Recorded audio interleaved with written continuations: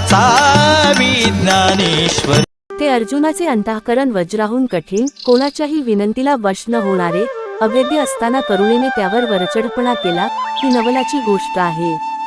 ज्याने युद्धात भगवान शंकराला जिंकले, निवांत कवच नावाच्या राक्षसाचा मागमूस नाहीसा केला, त्या अर्जुनाला एका क्षणात ग्रासले। ज्याप्रमाणे गुंगा कोणतेही कठीण, वाळलेले लाकूड सहजपणाने पोखरतो, परंतु कमळाच्या गाभ्यात बसून स्वाद घेत असताना कमळ मिटले तर अडकून राहतो।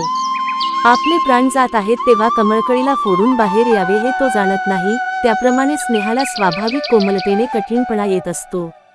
हा मोह म्हणजे आदिपुरुष परमेश्वराची माया, ती ब्रह्मदेवाच्या आवाक्यात नाही, म्हणून त्या मोहरूपी मायेने अर्जुनाला भुलविले, असे संजय बोलला। संजय म्हणाला, राजा ऐक। तो अर्जुन युद्धासाठी सज्ज झालेल्या आप्तस्वकीयांना पाहून युद्धाविषयीची ईर्ष्या विसरून गेला।